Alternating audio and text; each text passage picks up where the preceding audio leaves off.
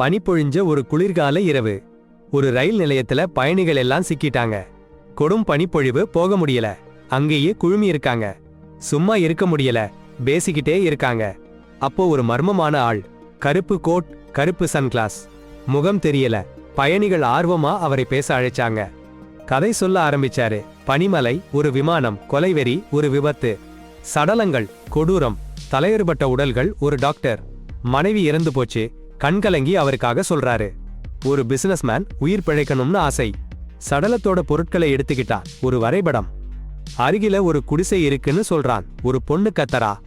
அவள் ஃப்ரெண்ட் மேரி கால் சிக்கிச்சு. டாக்டருக்கு மனசு ரொம்ப வேதனை. மேரிய காலை வெளியே எடுக்கிறாரு. கால் நொறுங்கி போச்சு.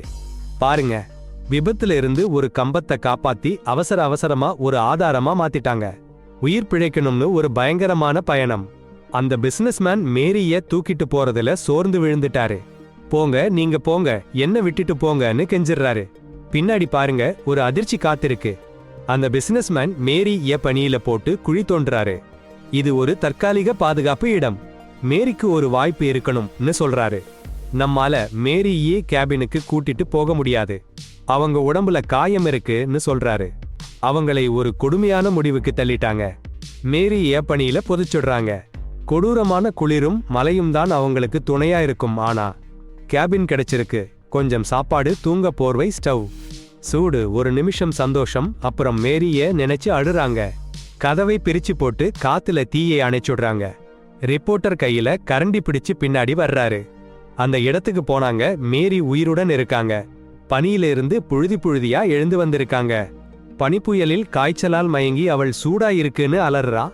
ரிப்போர்ட்டர் அவளை வெளியே எடுக்க முயற்சி பண்றாரு. ஆனா ஸ்னோவேல் மேரியோட கழுத்தை பாதிச்சிடுச்சு. ரத்தம் பனியில பரவுகுது. மிசா பயங்கரமா கத்துறாங்க. மேரி மிசாவோட ஸ்கார்ஃப் பிடிச்சுக்கிட்டு ஒரு கடைசி மூச்சு விட்டுட்டு உயிரை விட்டுறா. ரிப்போர்ட்டர் அவங்களை பிரிச்சுறாரு. பிசினஸ்மேன் வந்து சம்பவத்தை பார்க்கிறாரு. ரிப்போர்ட்டர் மேல கொலை குற்றம் சாட்டுறாரு. எல்லாரும் கேபினுக்குள்ள ஓடுறாங்க. பழைய டாக்டர் மேரி எங்கேன்னு கேக்குறாரு. பிசினஸ்மேன் உண்மையை மறைச்சு அவங்க அங்க வர்றதுக்கு முன்னாடியே இறந்துட்டாங்கன்னு சொல்றாரு. டாக்டர் அந்த கஷ்டமான சூழ்நிலையில மரணம் நிச்சயம்னு சொல்லி சோகமா ஏத்துக்கிறாரு. அப்புறம் ஒரு பயங்கரமான கதை சொல்றாரு.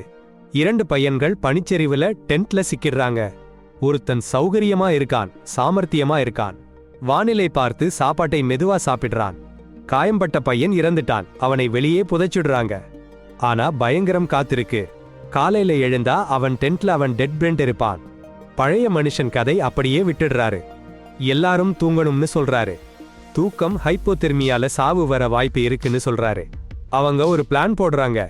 3 பேர் தூங்குவாங்க, ஒருத்தர் எழுந்திருப்பாங்க. இந்த நிமிஷத்துக்கு ஒரு தடவை மாறி மாறி. 10 சுற்று முடிஞ்சதுக்கு அப்புறம் பாட்டன் சொல்றாரு, எல்லாரையும் எழுப்புவோம்னு. பிசினஸ்மேன் முதல்ல ஒரு கொஞ்சம் அறிகிறான். ஆனா சரி, நான் முதல்ல எழுந்திருக்கிறேன்னு சொல்றான். அவன் காவல் இருக்கிற நேரத்துல ஒரு சிகரெட் பேப்பர் ஏத்தி பிடிச்சிட்டு சுவரோரமா ஒரு வெள்ளை உருவம் நிற்கிறதுன்னு பார்க்கிறான். அது மேரிதான்னு நினைச்சிட்டு சாரி கேட்க ஆரம்பிச்சிட்டான். அவன் பண்ணினது எல்லாம் மேரிக்காகத்தான்னு சொல்லி அழுது புலம்ப ஆரம்பிச்சிட்டான். அப்போ அலாரம் கடிகாரம் அலறி அடிச்சிச்சு. இரவு முழுசும் ஒரு பேய் சத்தம். அவன் டபுள் ஸ்பீட்ல பாட்டனை எழுப்பிட்டு தன்னோட படுக்கைக்கு போய் விழுந்துட்டான். பாட்டன் அவன் காவல் இருக்கிற நேரத்துல அவன் மனைவி போட்டோவை பார்த்துட்டு உருகி போயிட்டான். அவன் கண்ணீர் கடல். அலாரம் அடிச்சதும் ரிப்போர்ட்டரை எழுப்பிட்டான். அப்புறம் மிஸ் அவள் தன் வீடியோ பார்த்துட்டு அழ ஆரம்பிச்சா. மேரியோட வீடியோ பார்த்துட்டு அவள் சாரி சொல்றா. சட்டுன்னு பாட்டன் எழுந்து உட்கார்ந்துட்டான். அலாரம் கடிகாரம் சத்தம் கேட்டு எல்லாரையும் எழுப்பி சாப்பாடு வழங்கினான். மிஸ் சொல்றா ஒரு பிழை இருக்குன்னு, அவள் தூங்கிட்டா என்று சொல்றா. பிசினஸ்மேன் அவளை எழுப்பலன்னு சொல்றா. குழம்பி போய் சந்தேகப்பட்டு அவங்க எல்லாரும் யோசிச்சாங்க, வேற யாராவது எழுப்புனாங்களான்னு. அடப்போங்கடா, சூரியனை போல பிரகாசமான பிசினஸ்மேன்கள். மாறி அவள் ஆவி, சில்லன ஒரு காற்று, அதுவும் பயங்கரமா இருக்கு. அவங்க தூங்க முயற்சி பண்றாங்க. ரிப்போர்ட்டர் முதல்ல காவல் காக்கிறாரு. ஆனா பாருங்க, வெள்ளை உடை அணிஞ்ச பேய் அறையில குறுக்கே போகுது. ரிப்போர்ட்டர் தூங்கிட்டு இருக்கிறப்போ டேய் திடீர்னு காட்சி மாறுது. பாட்டி எழுந்திருக்காரு. அலாரம் அடிக்குது. அவர் எல்லாரையும் எழுப்புறாரு. பிசினஸ்மேன் .2 பாருங்க, அவர் உடம்புக்குள்ளிருந்து கெட்டி ஆயிடுச்சு. கழுத்துல 2 அடையாளம். டாக்டர் சொல்றாரு இறந்து 2 மணி நேரம் ஆச்சுன்னு. அட, ரிப்போர்ட்டரும் பாட்டியும் திகைச்சு போறாங்க. மாறி பழிவாங்க வந்துட்டான்னு. சாதாரணமா அமைதியா இருக்கிற டாக்டர் கிறுக்குன்னு ஆயிட்டாரு. மீதி இருக்கிற ரொட்டிய சாப்பிட்டுட்டு தூங்க மாட்டேன்னு பிடிவாதம் பிடிக்கிறாரு. மத்தவங்க எல்லாம் சோர்ந்து தூங்கிட்டாங்க. பாட்டிக்கு அந்த வெள்ளை பொண்ணு தெரியுது. இருட்டிலிருந்து ஒரு கை வந்து அவரை கொன்றுடுச்சு. அட, பயங்கரமான உண்மை. எல்லாரும் இறக்க போறாங்கன்னு பாட்டி சொல்றாங்க. ஆனா ரிப்போர்ட்டர் சரண்டர் பண்றதில்லை. கேமரா வச்சு அவங்க முகத்தை படமெடுக்கிறாரு. டேய், இருட்டு வர வர பயங்கரமா இருக்கு. சாஃப்டா அப்படியே தூங்கிட்டாங்க. அப்புறம் என்ன ஆச்சுன்னா பாருங்க. வாழ்க்கை ஒரு நுட்பமான நிலையில தொங்கிட்டு இருக்கு. மிஸ் மீண்டும் ஒரு கனவுல விழுந்தாங்க. ஒரு கொடூரமான கனவு. ரிப்போர்ட்டர் சடலமா கிடக்கு. அவரு பின்னாடி ஒரு கோடாரி குத்தி நிக்குது. டென்ஷன்ல கை நடுங்குது. கேமரா பிடிச்சு கடைசி சந்தேசம் பதிவு பண்றாங்க. என்னோட கதி இதுதான்னு சொல்லிட்டு சரி, இன்னைக்கு முடிஞ்சதுன்னு நினைச்சிட்டாங்க. ஆனா அந்த வீடியோல ஒரு அதிர்ச்சி உண்மை தெரிய வருது. வெள்ளை உடை அணிஞ்ச ஒரு பெண்மணி கோடாரியை எடுத்து ரிப்போர்ட்டர் மேல குத்தி உடைக்குது. ஆனா அந்த பெண்மணியோட முகம் தெரியலையே. மிஸ்ஸ கட்டிப்பிடிச்சு கெஞ்சுது, மன்னிச்சிடுன்னு. அமைதியான கேபினுக்குள்ள அவங்க சத்தம் எதிரொலிக்குது. சட்டன்னு ஒரு அதிர்ச்சி தெரிய வருது. கரவெள்ளை உடை உடுத்திருக்கா. அந்த ஆவி போல கை நீண்டு மிஸ்ஸோட கைய பிடிக்குது. சட்டன்னு காட்சி மாறுது. காப்பாற்றும் படையினர் மிஸ்ஸ பனியில கத்திக்கிட்டு இருக்க கண்டுபிடிக்கிறாங்க. பயணிகளோட சடலங்கள் சுத்தி கிடக்கு. முதியவர் ரிப்போர்ட்டர். பிசினஸ்மேன் தூரத்துல மேரியோட உடம்பு தொடப்படாம இருக்கு. கழுத்துல வேலை பண்ண உபகரணம் குத்தி நிக்குது. ஒரு பெரிய கேள்வி எழுகுது. மிஸ்ஸா எல்லாரையும் கொன்னாங்களா, இல்ல மேரியோட பழிவாங்கும் ஆவியோட பாவையா இருந்தாங்களா? நம்ம கதை ரயில் நிலையத்துல முடியுது. அந்த கருப்பு உடையாளு முடிவு பண்றாரு. டாக்டர் சொன்ன கதை பாருங்க. அந்த ஆரோக்கியமா இருந்த பையன் அவன் தோழனோட சடலத்தை இரவுதோறும் தோண்டி எடுத்து அவன் டென்ட்டுக்கு இழுத்துட்டு போயிட்டு காலையில மறுபடியும் புதைச்சிடுவான். என்னாலேயே புரியல. அவனுக்கு எதுவும் தெரியலையே அவன் அப்படி பண்றதுக்கு. அப்புறம் இன்னொரு கதை சொல்லுங்கன்னு அந்த இளைஞன் ஆர்வமா கேட்டான். கேமரா அந்த கருப்பு கோட் போட்ட அந்நியன் மேல போச்சு. அவன் சிரிச்சான். அப்புறம் கதை ஆரம்பிச்சாச்சு. கருப்பு வெள்ளை காட்சி. ஒரு வரலாற்று நிகழ்வு. மார்ச் 14, 1727. அகோ குலத்துல இருந்து மொரிசானோ ஷோகுனேட்ல இருந்த கிராவை தாக்கி காயப்படுத்திட்டான். இடோ கோட்டையில பழைய ஜப்பானிய நேதிப்படி அசானோ ஹராகிரி பண்ணிக்கிட்டான். அவமானத்தை தவிர்க்க பழிவாங்கும் பொறுப்பு ஓய் மேல. ஆனா ஓய் பழிவாங்கிறதுல சும்மா இருந்தான். அவன் அழகான காதலியோட நேரம் கழிச்சிட்டு இருந்தான். ஒரு நாள் ஒரு விசித்திரமான சத்தம் ஓய்க்கு கேட்டது. அவன் சோதிச்சான். அவன் வீட்டு வெளியில ரோட்ல ஒரு வெள்ளிப்பெட்டி. அதை அவன் ஒரு விரலால தொட்டான். கத்தியை பார்த்துட்டு ஒருத்தர் சொல்ற சத்தம் கேட்டது அவருக்கு. அதிர்ச்சி என்னன்னா போன்ல ஒருத்தர் சொல்றாங்க, 18ஆம் நூற்றாண்டு சாமுரைக்கு புதுசா இருக்கு இந்த டெக்னாலஜி. முதல்ல நம்பல. ஆனா அவரு உதவியாளர் ஆகஸ்ட் 3, 1702ல சாக போறதுன்னு சரியா சொன்னாச்சு. அந்த சத்தம் எதிர்காலத்துல இருந்து வந்த ஒரு ஹிஸ்டரி ரிசர்ச் பண்றவங்கன்னு சொன்னாங்க. கடந்த கால நிகழ்வுகளை உறுதிப்படுத்த சொல்றாங்க. அவருக்கு சுவாரஸ்யமா இருந்துச்சு. போன்ல பேச ஆரம்பிச்சாரு. அவரு பொண்டாட்டிக்கு கடுப்பா இருந்துச்சு. குழந்தைகளை கூட்டிட்டு போயிட்டாங்க. அந்த கண்ணுக்கு தெரியாத சத்தத்தை தாங்க முடியல. ரிசர்ச்சர் கிராவை தாக்க என்ன பிளான் பண்றேன்னு கேட்டாரு. அவரு தன்னம்பிக்கை இல்லைன்னு சொன்னாரு. எதிரியை ஏமாத்த ஒரு சூழ்ச்சி அப்படின்னு ரிசர்ச்சர் நினைச்சிட்டாரு. யாமகா என்னும் சாமுரை கிராவை கொல்ல முயற்சி பண்ணி தோத்தாருன்னு சொல்லிட்டாங்க. தாக்குதல்ல சேர்ந்துக்க சொல்லிட்டாரு அவர் அடியாட்களை. அவரு இல்லாம அந்த சம்பவம் பத்தி அவருக்கு தெரியலன்னு நடிச்சாரு. பிறகு அவரு கள்ளக்காதலி கூட இருக்கும்போது போன் வந்தது. அவரு மகன் அவரு கொஞ்சமும் தன்னம்பிக்கை இல்லாததுக்கு சீரியே கொல்ல முயற்சி பண்ணான்னு சொன்னாங்க. பழிவாங்கும் மிஷன்ல சேர்றதுக்கு முன்னாடி ஓய் கையில போன் மட்டும்தான் ரெஸ்கியூ பண்ணுச்சு. அப்புறம் ஒரு கால். அந்த ரிசர்ச் பண்ற ஆளு கிரா மேல போர் பிரகடனம் பண்ண சொல்றாரு. முதல்ல ஓய் நினைச்சு பாருங்க, சண்டைனா அவருக்கு பயம். ஆனா சாமுரை ஸ்பிரிட். அசானோ லார்ட் பழிவாங்கணும்னு ஒரு அட்டகாசமான ஸ்பீச். அதான் சொல்றாரு. அவரோட வார்த்தைகள் கலகத்தின் நெருப்பை தீட்டுது. பயந்த ஓயா இருந்த பேர் மாறுது. அவருக்கு கொஞ்சம் சீண்டல். ஆகஸ்ட் 14ஆம் தேதி கிரா வீட்டுல அட்டாக். போர் நாள் வரும்போது ஓய் பயம் சந்தேகம்ல கிடக்கிறாரு. உயிர் வாழ முடியுமான்னு ரிசர்ச்சர் கிட்ட கேக்குறாரு. பதில் இல்ல. இதுதான் சாவு கன்ஃபர்மேஷன் எடுத்துக்கிறாரு. சாவேன்னு தெரிஞ்சும் ஓய் போர் போகிறாரு. அவங்க தியாகம் வரலாறுல இருக்கும்னு தெரிஞ்சு சந்தோஷப்படுறாரு. ரிசர்ச் பண்ற ஆளு நிறைய பேர்ல ஒருத்தர்னு தெரிய வருது. வரலாறுல நடந்த கதையை சரிபார்க்க நிறைய பேருக்கு கால் பண்ணிருக்காங்க. நெப்போலியன், ஜார்ஜ் வாஷிங்டன், இன்னும் நிறைய பேருக்கு. வரலாறு சரியா ரெக்கார்ட் பண்ணி இருக்காங்களான்னு பாக்குறதுக்காக. அப்புறம் ரயில் நிலையம் வெளியே பயங்கர புயல். இன்னும் 2 கதைகள் மட்டும் போதாதுன்னு பயணிகள் அந்த கருப்பு கோட் போட்ட ஆள்கிட்ட வேற கதை சொல்ல சொன்னாங்க. சிரிச்சுக்கிட்டே அவர் ஆரம்பிச்சாரு. ஒரு உலகம். அங்கே செஸ்னா உணர்ச்சியே இல்லாத விளையாட்டு. காய்கள் எல்லாம் அமைதியான குளம் மாதிரி வெற்றிக்கு ஓடுறது. கிராண்ட் மாஸ்டர் அகிரா அவருக்கு ரொம்ப கஷ்டமான எதிராளி. ஒரு சூப்பர் கம்ப்யூட்டர், அடங்காத ஜீனியஸ். கிராண்ட் மாஸ்டர் ஒரு வினாடிக்கு 3 சாத்தியக்கூறுகளை கணக்கு போடுவார். ஆனா சூப்பர் ப்ளூன்னு ஒரு கம்ப்யூட்டர் இருக்கு. அது ஒரு வினாடிக்கு 200 மில்லியன் சாத்தியக்கூறுகளை கணக்கு போடும். அகிரா தோத்துட்டாரு. அவருடைய உலகம் கலைஞ்சு போச்சு. 3 வருஷம் கழிச்சு ஒரு சீப்ரான அகிரா தெருவுல கிடக்காரு.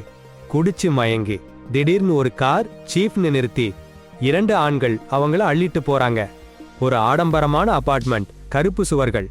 அகிராவோட வெள்ளை சூட் ஷர்ட் ரொம்பவே மாறுபட்டு இருக்கு.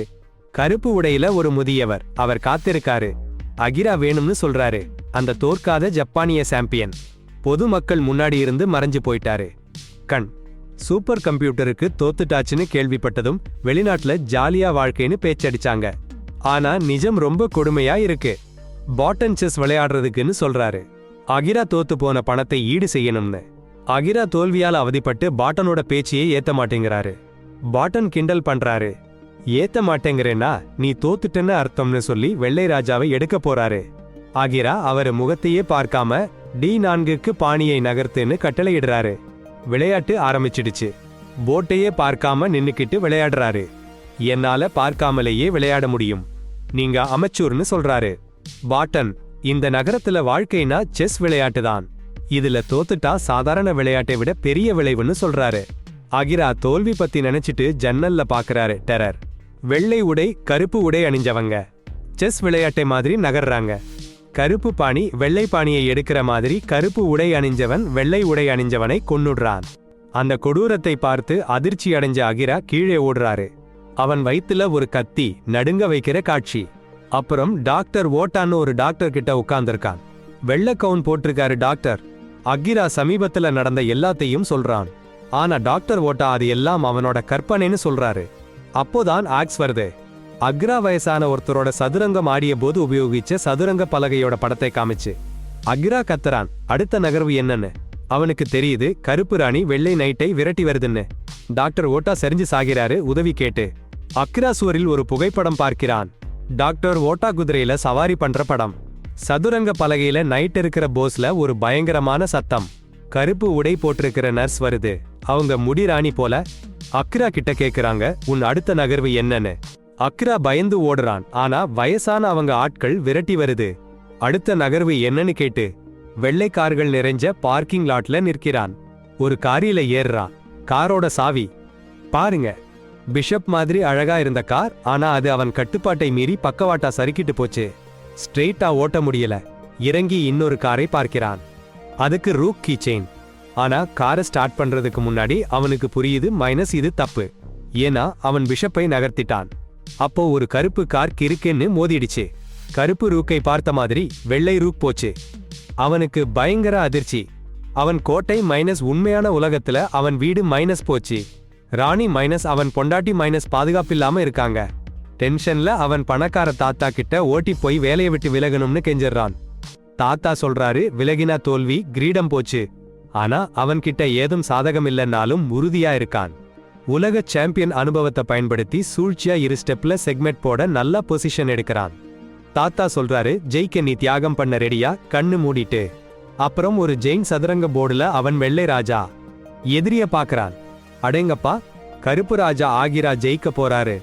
ஆனா அவரோட ராணியான அம்மாளை குயின் பலியிடணும். அடே, கருப்பு ரூக் அடிக்க ரெடியா இருக்கு. ஆனா ஆகிரா டே விளையாட்டையே விட்டுடுறாரு. தன்னையே ரூக் முன்னாடி போட்டு பலியிடுறாரு. அந்த ரூக் கத்தியால அவரோட மார்ல குத்திடுச்சு. ஆகிரா விழுந்தாரு. தோத்துட்டாருன்னு நினைச்சாங்க. ஆனாலே பாருங்க, விழுந்த பிஸ்கள் எல்லாம் எழுந்து கைத்தட்டுறாங்க. சும்மா ஆச்சரியமா இருக்கு. அவருக்கு எதுவும் இல்ல. அந்த கத்தி டேகர் நாடகமா வைச்சது. டாக்டர் ஓட்டா சொல்றாரு, இது ஷாக் தெரபி. ஆகிராவுக்கு விளையாட்டுல உள்ள ஆர்வத்தை மறுபடியும் உசுப்பி விடுறதுக்கு. கருப்பு ட்ரெஸ் போட்ட முதியவர் கோடீஸ்வரர் ஆகி சூப்பர் ப்ளூ உருவாக்கத்துக்கு பணம் கொடுத்தவரு இந்த திட்டத்துல இருந்தாரு. ஆகிரா விளையாட்டை தோத்தாலும் அவருக்கு சொல்லிக்கொள்ள முடியாத துயரம் இல்ல. அவருக்கு புரியுது, சதுரங்கத்தை விட முக்கியமான விஷயங்கள் இருக்கு. அவரோட அம்மாளோட வைஃப் உறவு மாதிரி. ஹயாக்கி சொல்றாரு, ஆகிரா தன்னோட ராணிய குயின் காப்பாத்த தன்னை பலி கொடுத்ததால சூப்பர் ப்ளூ சூடாகி கெட்டு போச்சு. கடைசியில ஆகிரா சொல்றாரு, சதுரங்கம் ஒரு விளையாட்டு. பாருங்க, ஒரு அருமையான கதை. எல்லாருமே ஒன்னா சேர்ந்து ஒரு அற்புதமான வேலையை செஞ்சாங்க. அப்புறம் ரயில் ஸ்டேஷன்ல திரும்பி வந்தாங்க. அந்த கருப்பு உடையில இருந்த அந்நியன் கல்யாணத்துக்கு பிளான் பண்ற ஒரு ஜோடிய பார்த்துட்டு அடுத்த கதையை சொல்ல ஆரம்பிச்சிட்டாரு. ஒரு மழை நாள்ல மாறுன்னு ஒரு பொண்ணு சினிமா தியேட்டர் முன்னாடி நிக்குது. அப்போ யூஐன்னு ஒரு பையன் பஸ்லேந்து குதிச்சு மழையிலேந்து காப்பாத்த அவளை பிடிச்சுக்கிட்டான். சின்ன பேச்சுக்கு அப்புறம் யூஐ 2 சினிமா டிக்கெட் வாங்கிட்டான். மாறு ஆச்சரியப்பட்டா. ஆனா அவங்க 2 பேரும் சினிமாவுக்கு போயிட்டாங்க. ஃபாஸ்ட் ஃபார்வர்ட் அவங்க கல்யாணம் பிளான் பண்றாங்க. கல்யாண கம்பெனி சப்ஸ்கிரைப் பண்றதுக்கு நிறைய பேக்கெட் இருக்கு. ஒவ்வொரு ஆண்டு விழாவுக்கும் ஒவ்வொரு சர்ப்ரைஸ். 10வது ஆண்டு விழாவுக்கு அவங்க பார்ட்னர் இப்போ ரெக்கார்ட் பண்ணின வீடியோ கிடைக்கும். இந்த பாக்கெட்டுகளை பார்த்தப்போ ஒரு ஃபியூச்சரிஸ்டிக் பாக்கெட் கிடைக்குது. கல்யாண சிமுலேட்டர். அவங்க ஃபியூச்சர் லைஃப் எப்படி இருக்கும்னு காட்டும். அவங்க சம்மதிச்சிட்டாங்க. சயின்டிஸ்ட் சொல்றாரு டிஎன்ஏ, பேக்ரவுண்ட், பர்சனாலிட்டி எல்லாத்தையும் வச்சு சிமுலேஷன் பண்றாங்கன்னு. ஆனா வரும் காலம் ஒரு நிர்ணயிக்கப்பட்ட கதை அல்ல, அது ஒரு மாறும் அனுபவம். அதுவும் அவங்க மனநிலையை பொறுத்து. சரி, மறு யூஇ 2 பேரும் பயந்தா சிமுலேட்டர் உள்ள போறாங்க. ஒரு வருஷம் கழிச்சு அவங்க கல்யாணம் ஆயிடுச்சு, சந்தோஷமா இருக்காங்க. ஆனா சின்ன சின்ன விஷயத்துல சண்டை போடுறாங்க. சிமுலேஷன் ஓய்வு நேரத்துல யூஐ சொல்றாரு, மறு, நான் எப்பவும் உன் கூட இருப்பேன். அடேங்கப்பா, திருப்பி வர்ற வழியில வேற ஜோடி சண்டை போடுறத பாக்குறாங்க. சிமுலேஷன்ல ஆம்பளை ஏமாத்திருக்கானாம். அடடா. அப்புறம் மறு யூஇ குழந்தைக்காக காத்திருக்காங்க. ஆண் குழந்தைக்கு ஹரிகி, பெண் குழந்தைக்கு யூகான்னு பேர் வச்சிருக்காங்க. ஆனா சர்ப்ரைஸ், யூஐ அம்மா வந்து அவங்க பேத்தனுக்கு ஈரோன்னு பேர் வச்சிட்டாங்க. அதுவும் குடும்ப வழக்கம்னு சொல்லி மறு கடுப்பா யூஐ திட்டுறாங்க. அவங்க உடன்பாட்டை மீறினதுக்கு டேய் 10 வருஷம் கழிச்சு பாருங்க. மறு கோவமா இருக்காங்க. யூஐ எப்பவும் வேலையில மட்டும்தான் இருக்காரு, அவங்களை கவனிக்க மாட்டேங்கிறாரு. யூஐ சொல்றாரு, நான் உனக்காகவும் நம்ம பையன்காகவும் கஷ்டப்பட்டு வேலை பண்றேன். ரொம்ப வருஷம் கழிச்சு மறு வேலைக்கு போக முடிவு பண்றாங்க. யூஐ சம்மதிக்கிறாரு, ஆனா ஒரு மாதிரியா. ஆனா அவங்க அப்பா அம்மா வீட்ல போய் சேர்ந்து வாழுங்கன்னு சொல்றாங்க அவங்க பொண்ணுக்காக. மறுப்பு. எப்பவும் நான் தான் பெரிய தியாகம் பண்றேன்னு நினைக்கிறேன்னு சத்தம் போடுறா. சண்டை, கடுமையான சண்டை. திடீர்னு விவாகரத்து. சும்மா கனவுல இருந்து எழுந்தாங்க. மறு கண்களில கண்ணீர். உயிர் சொன்ன வாக்கில புறம்பே போனதுக்கு ஒரு அறை. ஆனா திருமணத்துக்கு முன்னாடி இந்த பிரச்சனையெல்லாம் தெரிஞ்சு போச்சுன்னா நல்லது தானேன்னு பிடிவாதம் பிடிக்கிறான். திருமணத்தை கேன்சல் பண்றாங்க. பிரிஞ்சு போறாங்க. அவள் தன் வேலையில நல்லா நிம்மதியா இருக்கிறா. ஒரு நாள் ஒரு பார்சல். திருமண நிறுவனத்திலிருந்து ஒரு வீடியோ டேப். 10 வருஷ திருமண நாள் விழாவுக்குன்னு முன்னாடியே ரெக்கார்ட் பண்ணி வச்சிருக்கான். சந்தேகமா டாப்ப போடுறா சிறுவயசு உயிர். நான் ரொம்ப சங்கோஜமா இருந்தேன். என் மனசுல இருக்கிறதை சொல்ல முடியல. சாரி, நிறைய பிரச்சனை வரும்னு நினைச்சேன். நடிகையா முதல்ல பார்த்தது சும்மா இல்ல. அவளை முன்னாடியே பார்த்தேன். பேச தெரியல, குடை இல்லன்னு நடிச்சேன். அவளை சந்திக்கணும்னு உண்மையா